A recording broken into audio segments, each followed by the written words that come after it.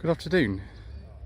Today is the 10th of July and this is the 2022 BMC and Leyland Show at the British Motor Museum at Gaydon in Warwickshire.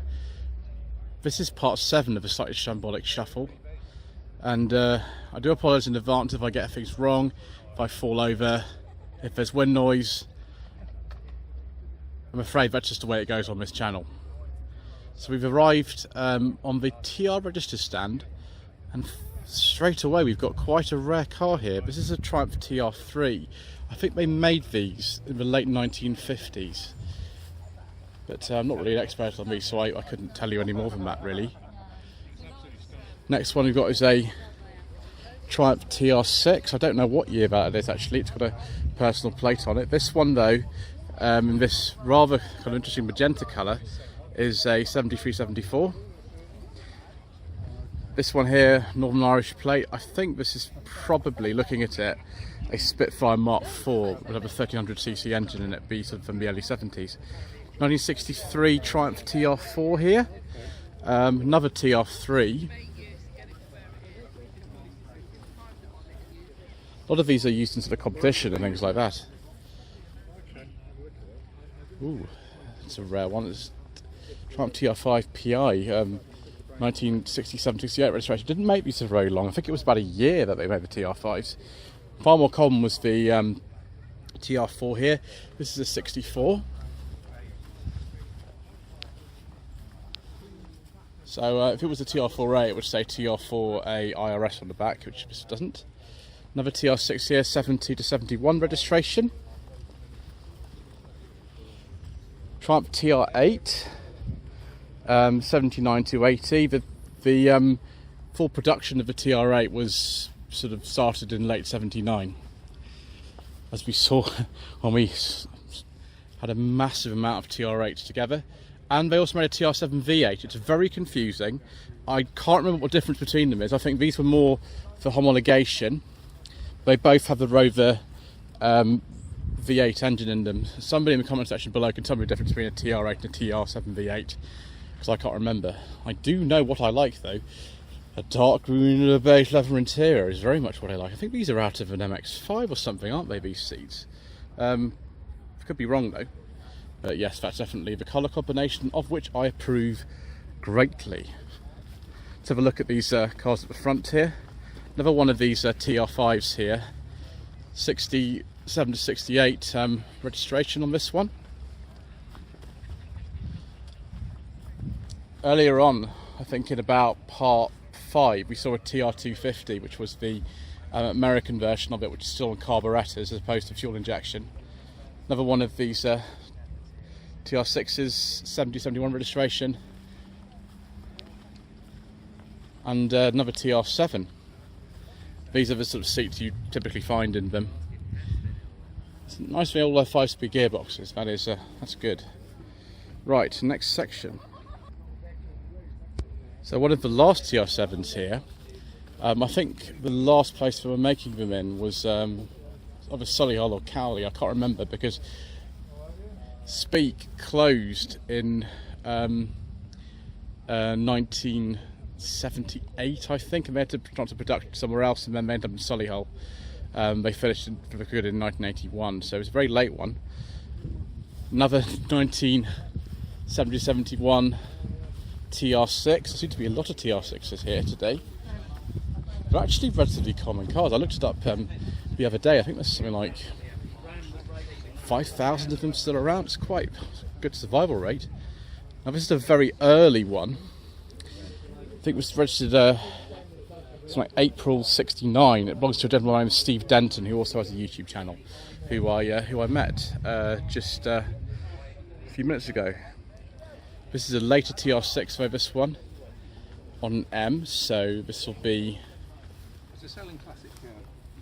73-74. Original shape of the CR7, of course, was the fixed head coupe like this. I think that will just be normal TR7. Oh, like Grinnell, yes, Grinnell of course made a sort of body kit for them, and we saw the Grinnell sort of earlier on today. Another TR6 here with overdrive, or the overdrive wasn't on the the gear knob like on a Stag. I think it was on the steering column of a lever. And then, ooh, HP, possibly that might have been a car owned by Triumph themselves, possibly at the time.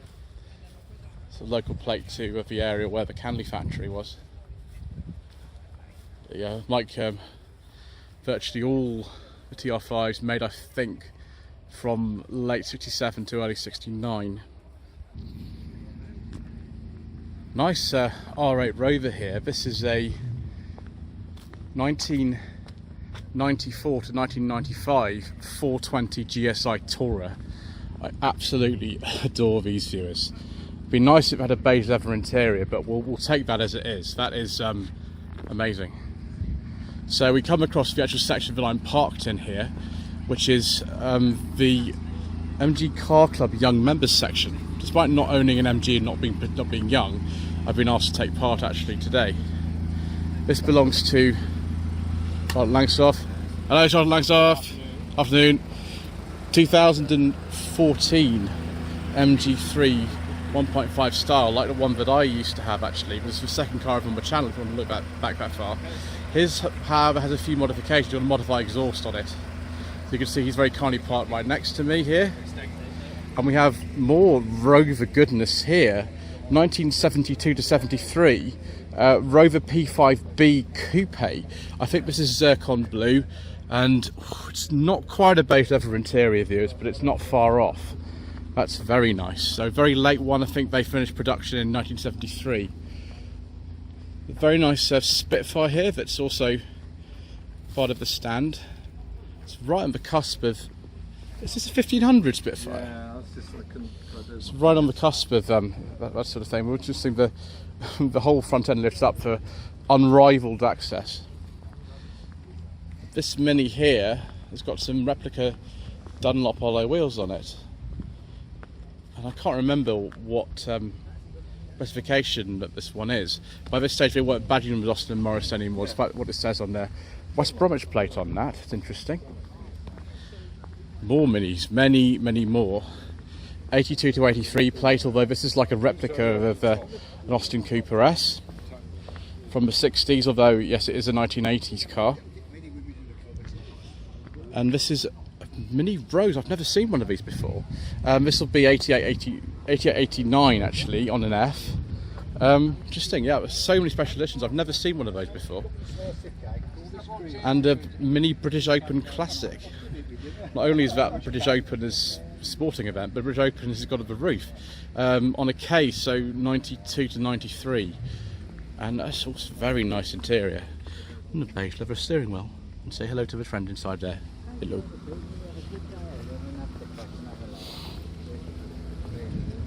So we've got Clubman Estate here, 79 to 80 registration. I have to speed myself up here because people are leaving.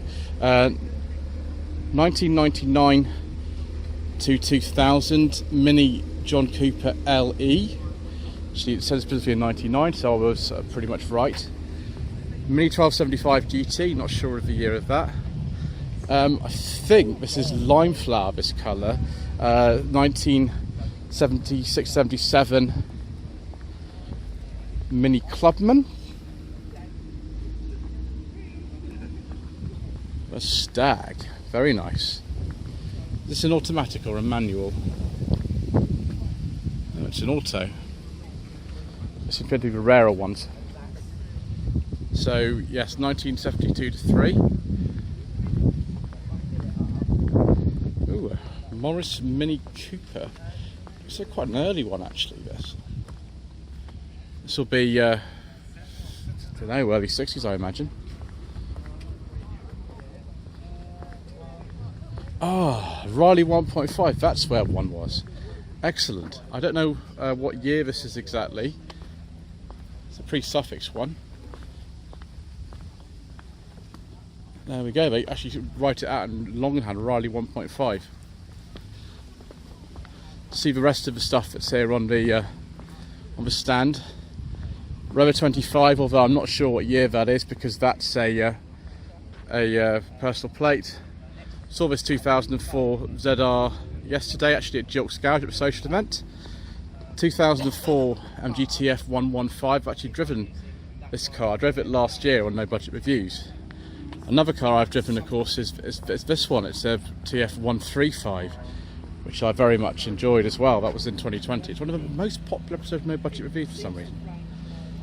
Right, I better continue, I suppose. Is that an MGF with a beige leather interior, viewers? Oh, it certainly is.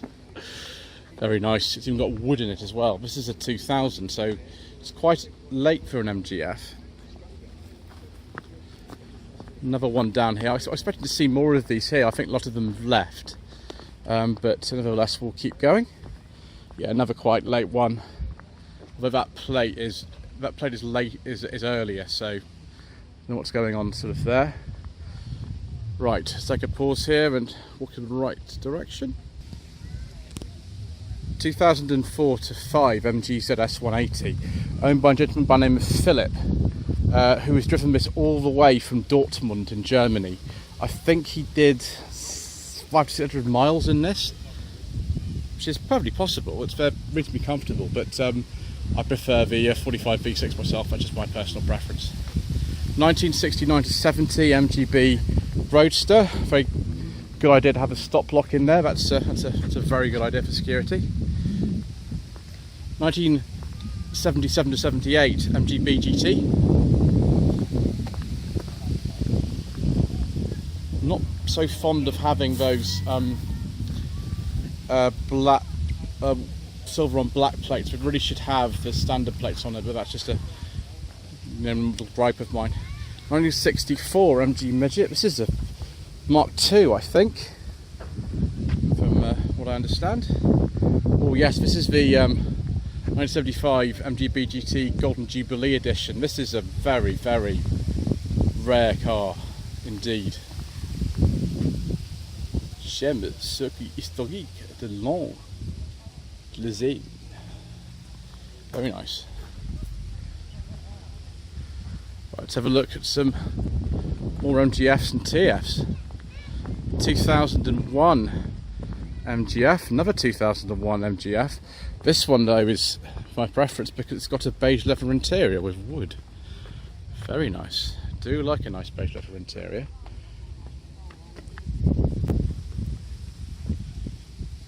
Don't know actually what year that is, of his personal plates. This, however, I do know roughly. This is an LE500 MGTF, and they were only made from 2008 to 2011. The problem was with the LE500s is that you could just buy, I don't know, tons of MGTFs that by that stage were a few years old for far less money, so they found it really hard to sell them. Left-hand drive MGTF, now that's a bit special, isn't it? Yes. And it's also got a beige leather interior. I've never seen so many beige leather interiors in MGFs and TFs before, but I do like it, viewers. I like it very much.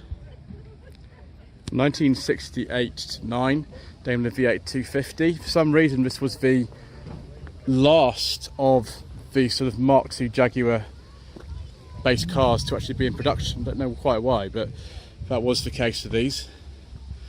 Very early mini hits. This is Mini 850. Wow, this will be rare as anything then. It's a 1962 South African made one. Isn't that fantastic? 1974 to 75 Morris Marinas Super Coupe. This will probably be a 1.3 actually, judging by that grille. 1976 to 77 Triumph Stag. This will be quite a late one. It's got the original spec wheels on it, and it's a manual. Yeah, it's production finished in 77 for these. Interesting. This is a 1979 to 80 minivan, but a lot of the features of it, like the grille, which has been changed on this model, and the handles on the doors, and the hinges were still like the Mark I Mini, so you can obviously change the engine and things on these and make these look actually a lot older than they are. And it says on the back they are sort of Leyland Mini pickup. Another one of these Grinnell Triumph TR6. Just look at the front end and make sure it is. Yeah, that's a. I think that's a Grinnell one. Let's go this way. Ooh, an Innocenti 850. Sorry, no, 950 Spider, based on the MG Midget and the Austin Sprite, but never sold over here. Obviously, Italian market and maybe some others in Europe, but never sold over here. It's very beautiful. Another Innocenti here. I think it was Innocenti Mini 120L. It sounded like it had the A series. The later ones of these had all sorts of engines, like Daihatsu engines and things, and they went on until 1993, I think the last time it was sold. 1965, Hillman Minx. I think this is the 1275cc actually. Yes, it is. It's the last type. So I think this is either Series 5 or Series 6 it's called. I can't remember. 1965. It's like a Morgan, but it says Burlington on the front. Burlington SS. It's not a Morgan. No, Burlington SS, and it's based on a Triumph Herald. So it's a kit car from the early days of kit cars. So it's based on a 65 chassis. Yep. 65 Herald engine, 1360, but now 85 brake at the back wheel. Right, because they're about 60, weren't they, originally? 60 horsepower. That's why it was called a 1360. Yeah. So there we go, viewers. You learn something new every day. Burlington SS. This will be made of 80s. Yeah. It was a Herald for 25 years, and then turned into the kit car, and it's been the kit car now for 25 years. Excellent. So it's it's all right. Bit of fun. Thank you. Pleasure. Thank you. What's this for? My channel there. Oh right, okay. Thank you. 1965 Triumph 2000. This is before the first facelift.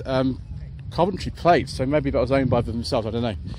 Another TR8 here. How many TR8s have we seen today? This is a lot of them, an awful lot of them. But we do like them in green, and that's how this one is. So that's very agreeable. Right, we get to the Rover 75s. Now we've got to be careful around here because we don't talk about diesels on this channel, viewers. So I'll be checking the rev count and make sure we don't get anything on the channel we shouldn't. As I said before, to blame the Mayor of London and his friends around the country for clean air zones and ultra emission zones and all that sort of stuff. Rover 75 Connoisseur limousine from 2004. Yes, definitely the limo because of the really long back door. I've never seen one of those before. Very nice, KV6, excellent. Right, let's just make sure we check before we do anything. No, move on. Nope. Let's have a look at these some minis, shall we? 1988 to 9 Mini City, 1991 Mini Cooper. Oh, another Mini 1235 GT. There's going to be quite a few of those around here today, viewers, as well. That's got the sort of lettered ones. So yeah, the plate looks perfect on that because I think before 1973 you could actually have either on your car. That one's got the older, so I know, yeah, 1235 GT. I wonder this one here.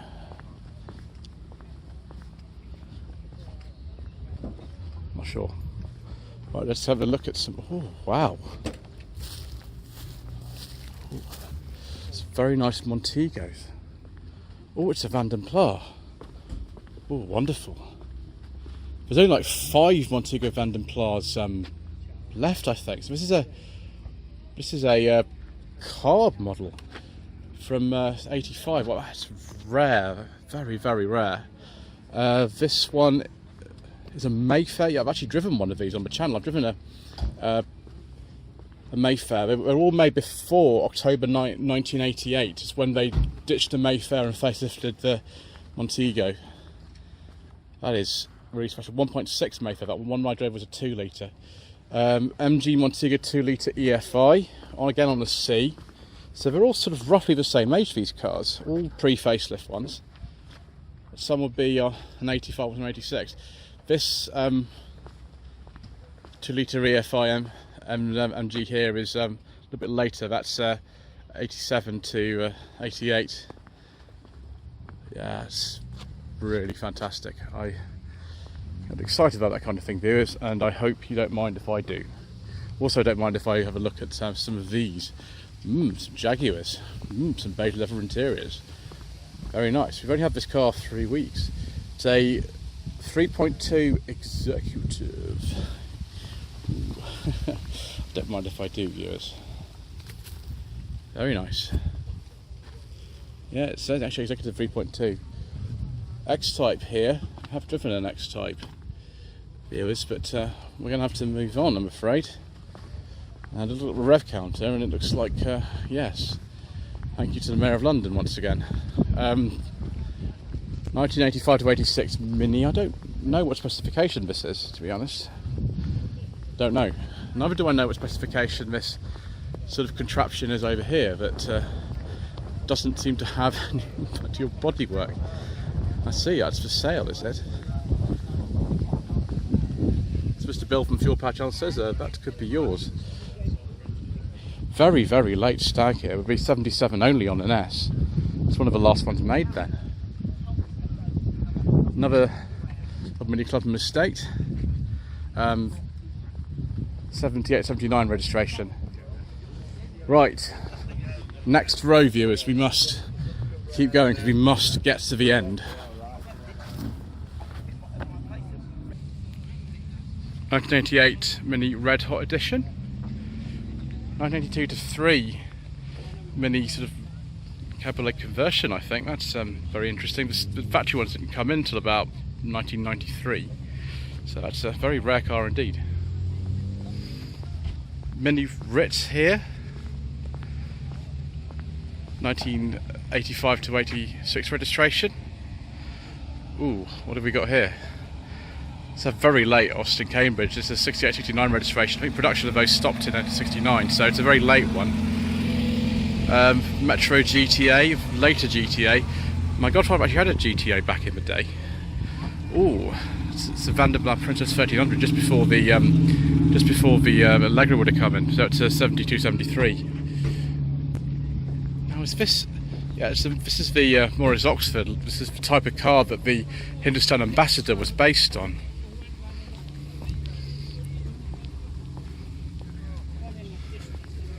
This is interesting. That's a Mark III Austin 1100, a two-door. Two-doors were always rarer than the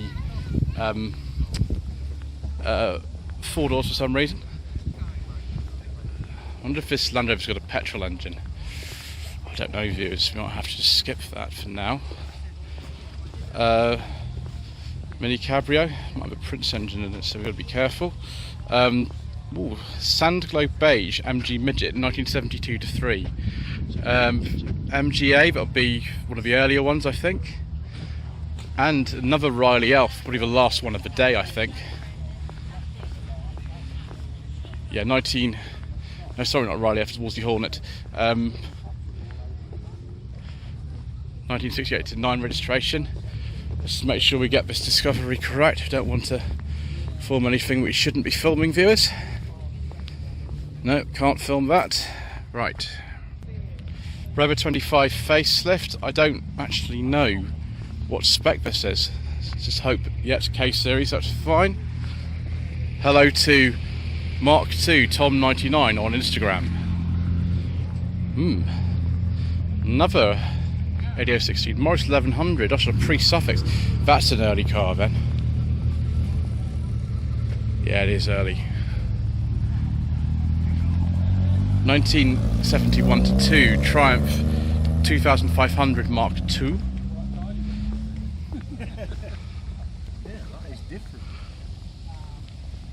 Yeah, it's a 2.5 PI. Oh, viewers, I just spotted something rather nice. Aston Martin V8 Vantage Volante. Oh yes, please, viewers. It's not quite Living Daylight spec, but it's not far off. I do like that, viewers. I like that a lot. And yes, another one of these MG ZTs. I don't know if this is a 180 or not. The one on the right looks like it might be. They tended to actually put the badge on the 180s.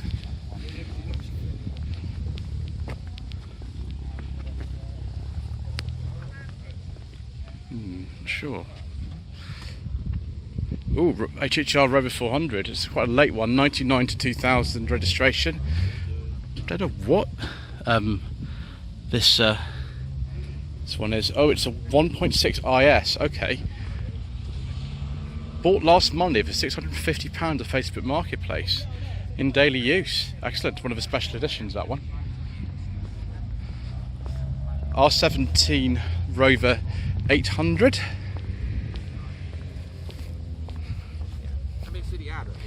To Sterling. Very nice, yeah. 98, 99 registration on that. 1998 to 9 Mini Cooper. Interesting seats, they're quite different from the Cooper Sports. Ooh, it's one of these Countrymen's or Travellers. Would be Austin, so that'd be a Countryman. 1967-68. Another one of these late minis.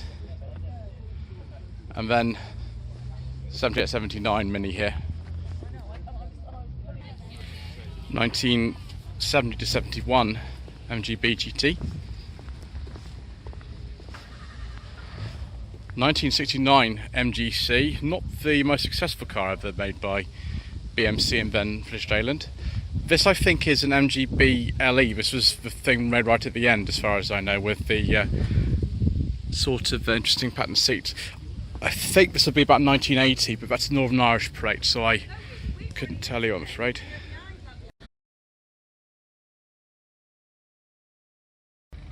(1973 to 4) MGB Roadster. There's one very similar to this actually in an episode of Professionals called Blood Sports. It was filmed in 1980. 2019 Mini Cooper. I think Mini Cooper's got like trim levels now, so I don't know what that one is. Rover 75 Tourer. Let's just check the rev count before we say anything, viewers.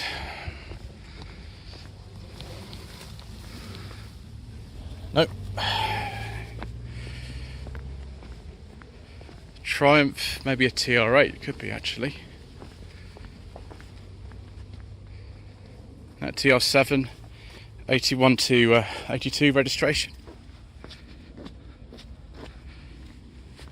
And TR8, I believe, here. With an American registration in California. How extraordinary. So we did sell them over in America. I think the V8s were far more common actually over there than the actual TR7s.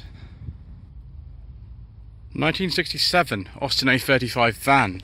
I think it's had some kind of really bad leak. Some sort of coolant leak.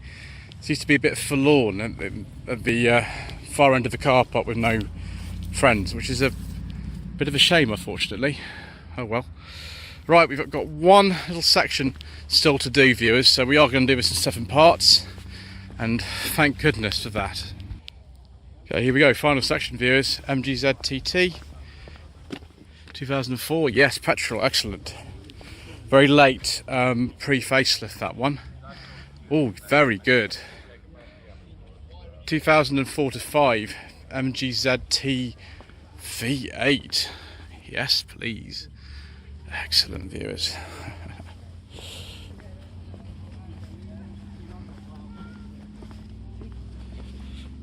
Yes.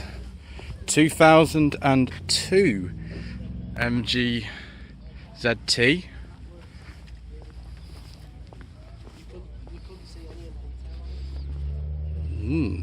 Excellent. Yes, 2002 to 3 Rover 75 V6.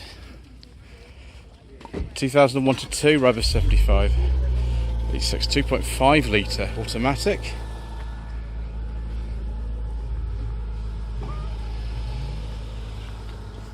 It's the facelift.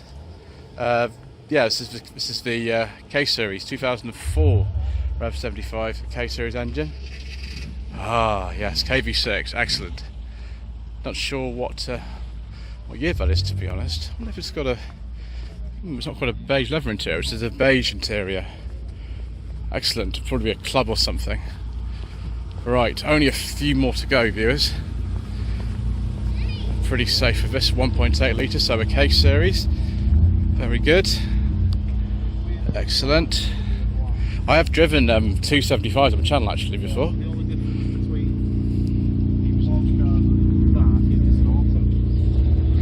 So yes, manual 1.8. 3 more to go, all in this same colour. I forgot what this colour's called now, viewers. Yes, very good. 2.5 litre V6. Very good. This one, yes. 2.5 litre V6 with torpedo badges. And yes, do we have some more torpedo badges? Why we do. Oh, it's very good, viewers. 75 owners will be very happy, and so am I. Yes, there we go, 2001 pre-project drive, Rover 75. Okay, that's it. Thank you ever so much indeed, once again, for watching part 7 of the Slightly Shambolic Shuffle around the 2022 BMC and Leyland Show here at the British Motor Museum at Gaydon in Warwickshire. Please don't forget to subscribe to the channel, like this video, leave a comment below, and I will see you again next weekend at MG 40, where we'll be doing it all over again.